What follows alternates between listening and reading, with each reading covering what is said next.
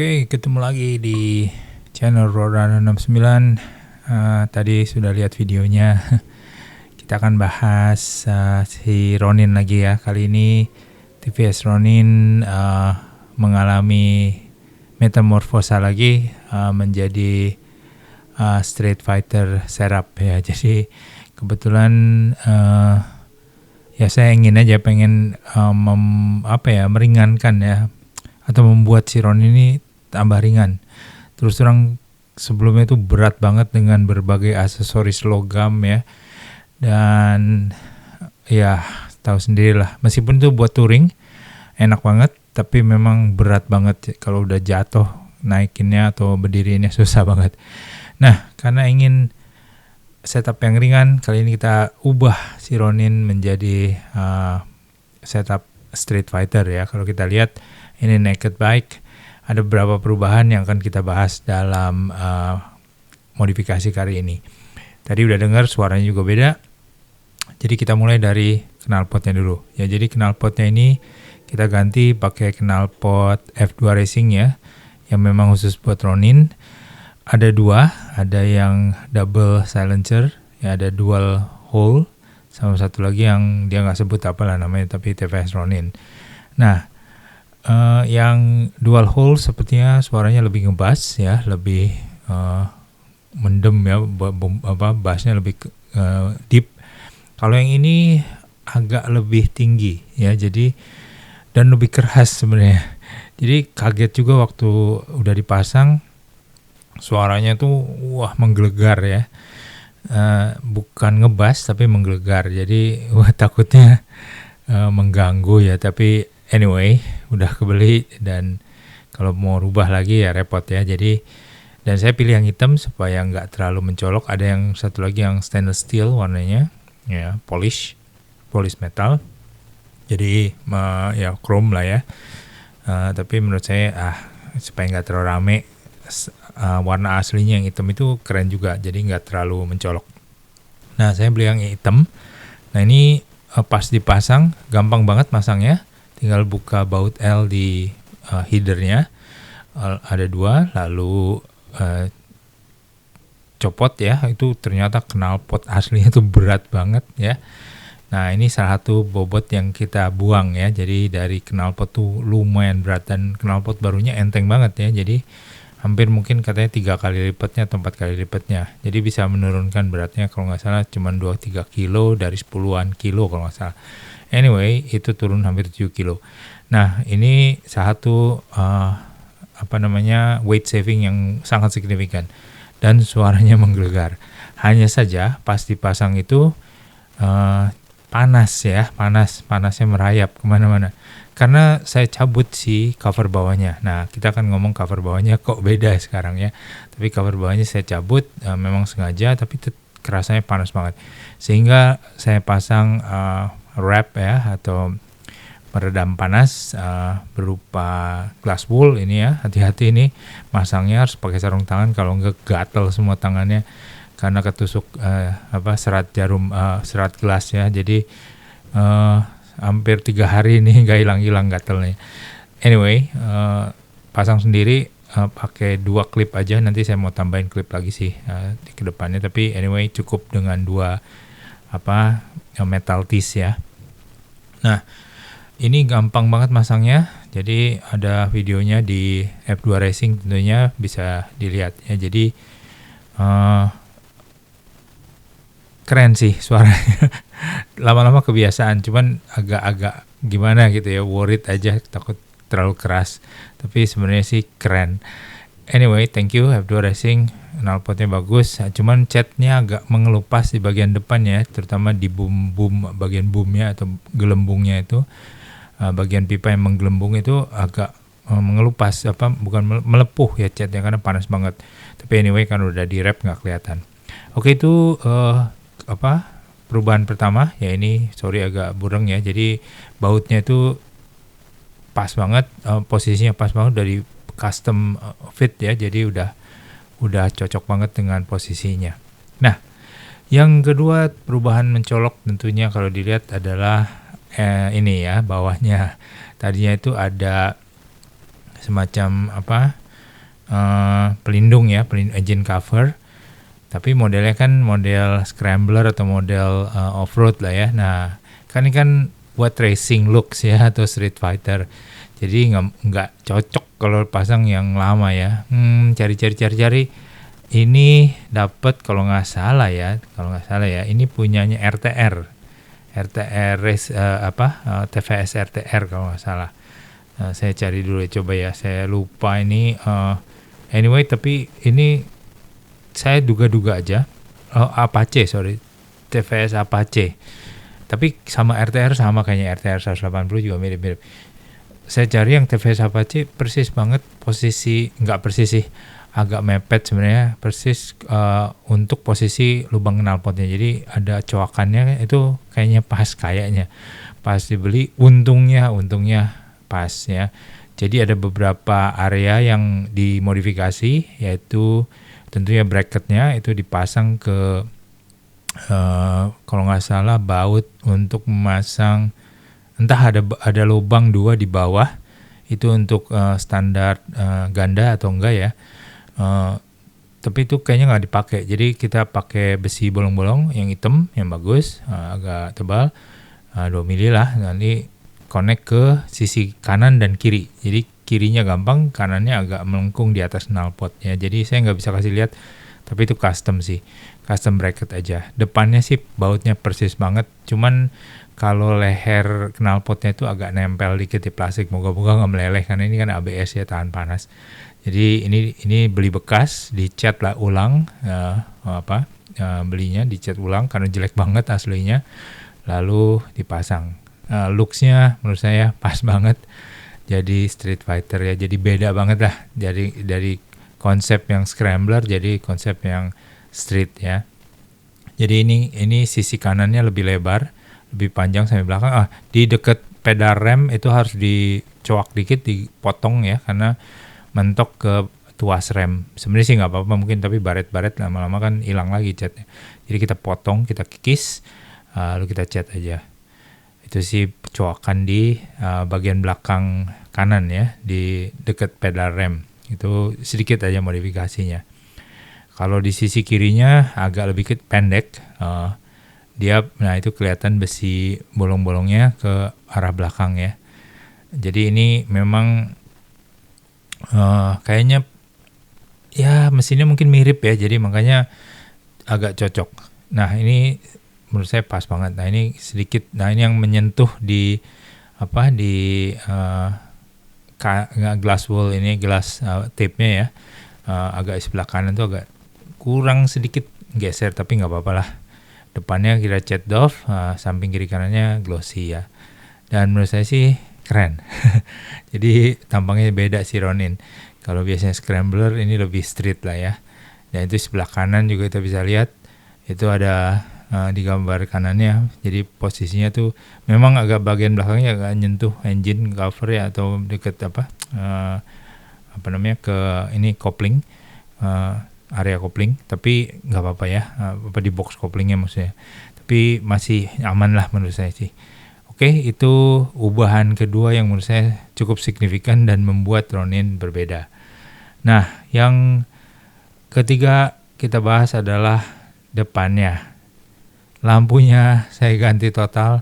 Ini pakai yang model X-Men ya. Jadi kenapa mungkin pertama kali saya pasang lampu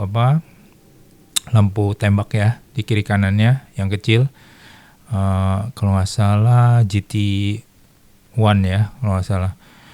Itu terang juga, tapi kan looksnya jadi clutter ya, jadi nggak clean, nggak ya rame lah gitu, nggak enak banget kan. Akhirnya kayak copot semua lampu-lampu tembaknya, Nah, karena lampu aslinya si Ronin tuh kurang terang menurut saya.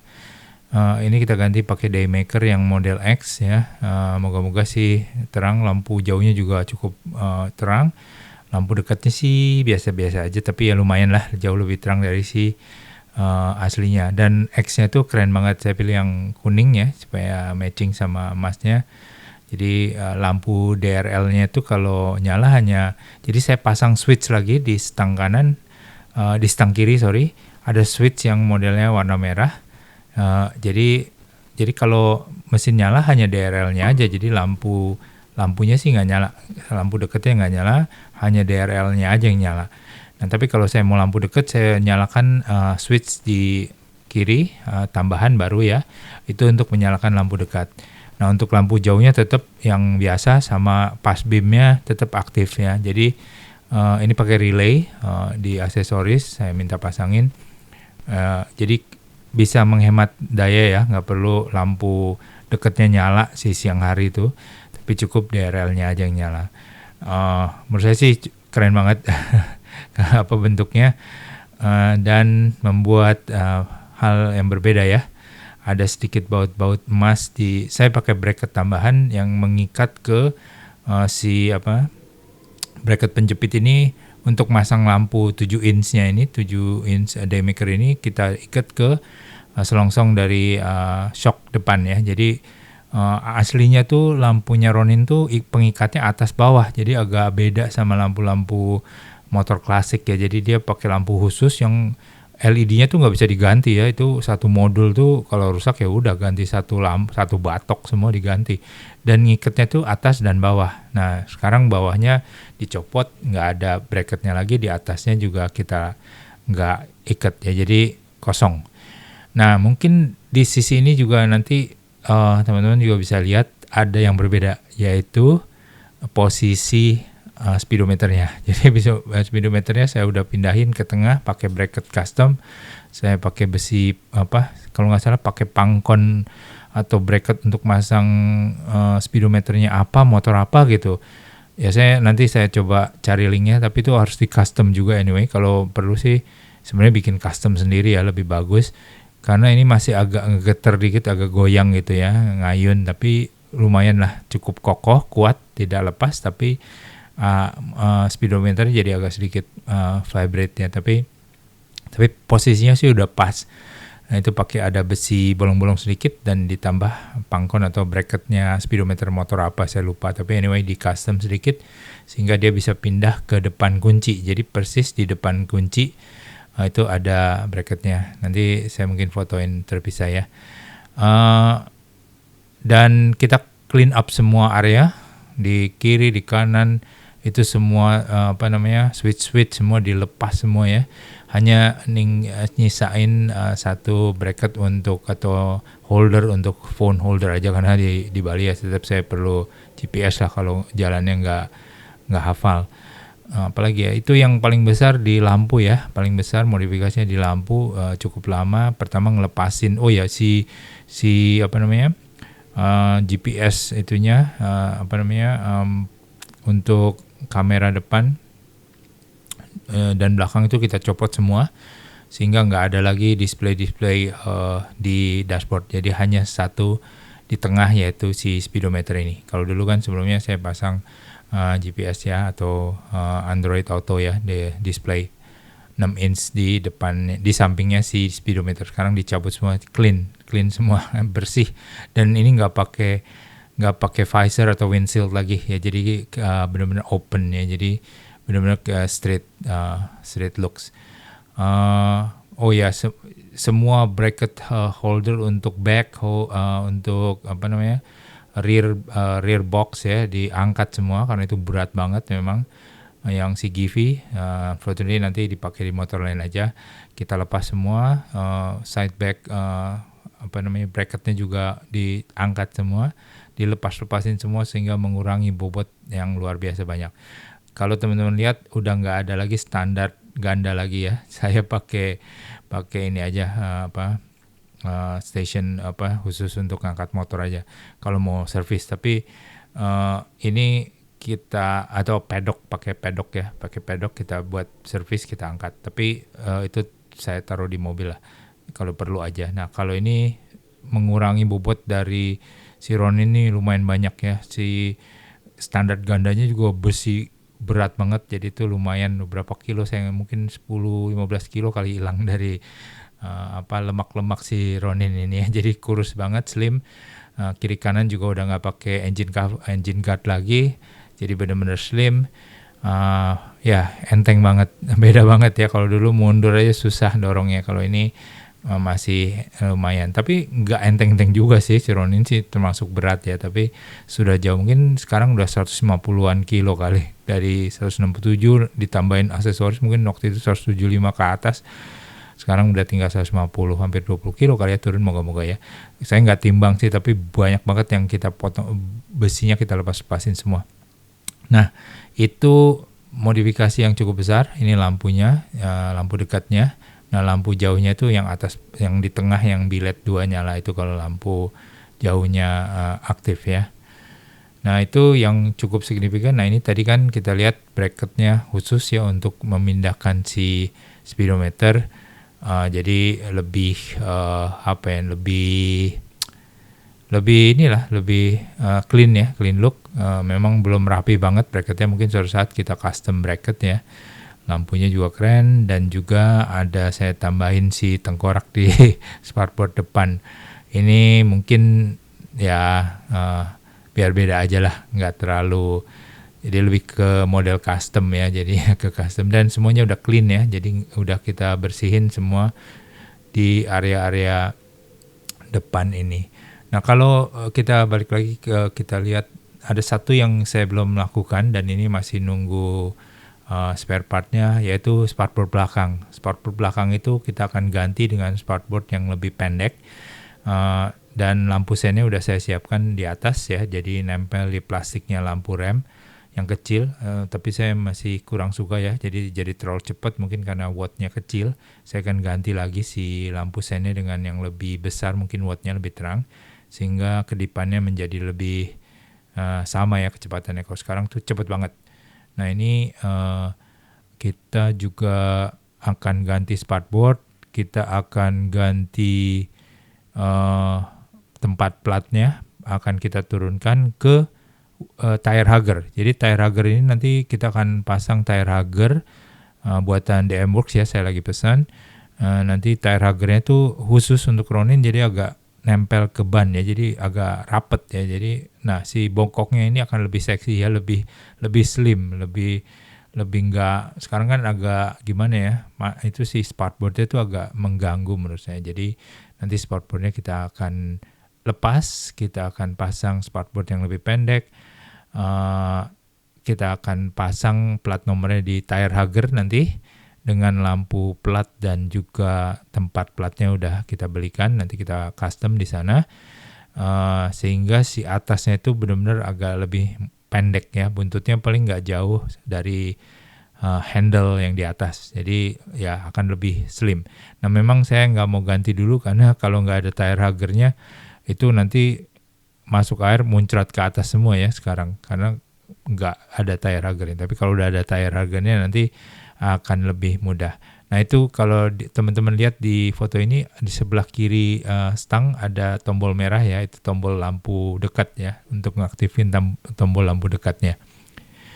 Itu sih yang modifikasi. Oh ya, satu lagi saya ganti tentunya, kalau yang buat touring kan saya pakai buat apa ya namanya, handguard ya, handguardnya dilepas, kita pakai yang model handguard yang racing aja ya, jadi mau pakai tipe karbon yang ya lokalan lah, ini sih murah. Apalagi ya yang kita modif, itu aja sih, semua besi-besi hilang ya semua kalau dilihat, jadi clean banget. Ya udah itu aja. Nah ada beberapa aksesoris kayak pelindung cover kaliper lem depan masih pasang, untuk oil coolernya masih dipasang covernya. Yep, that's it. Ya, ini ada tahap kedua nanti untuk sparkboard belakang ya. Bangku saya belum ganti yang model. Jadi saya pikir mau model yang single seater ya, yang cafe racer gitu, yang bangkunya agak ke belakang. Mungkin agak unik juga tuh. Nanti belakangan aja lah. karena takutnya ada yang bonceng atau itu jadi nggak bisa ya. Jadi sementara ini masih pakai yang model standarnya dulu, masih oke kok. Cuman udah mulai agak cacat dikit. Ada yang sedikit banget ya, tapi anyway, looks-nya udah berubah sekarang menjadi naked bike, street fighter looks ya. Jadi lebih clean, lebih ramping, lebih ringan. Wah, jadi akselerasinya sekarang kenceng banget ya. Jadi kalau ngegas itu kita bisa lari lebih kenceng dibandingin yang dulu kan berat ya, lama banget. Oh sekarang langsung agresif, meskipun ya top speednya ya tentu sama aja. Kalau mau diganti sprocket yang 14 ya, mungkin top speednya akan naik. Tapi sementara sih lebih enak dengan torsi bawahnya yang cukup berisi ya. Jadi stop and go-nya enak banget. Dibandingin kalau kita ganti sprocket mungkin harus turun giginya jadi lebih sering untuk stop and go. Itu dulu sementara pembahasan review modifikasi CTVS Ronin menjadi Street Fighter looks ya, ringan banget, enak banget bawanya dan jadi lebih berbeda meskipun ini masih tipis-tipis ya, modifikasinya jadi bukan modifikasi berat banget. Jadi ya oke lah, mungkin custom grafis segala macam belum ya, karena saya masih sayang kalau ngelotokin itu stiker-stikernya lagi. Biar dulu lah sementara. Mungkin suatu saat kita custom lagi untuk stiker dan warnanya. Oke, itu dulu. Semoga bermanfaat.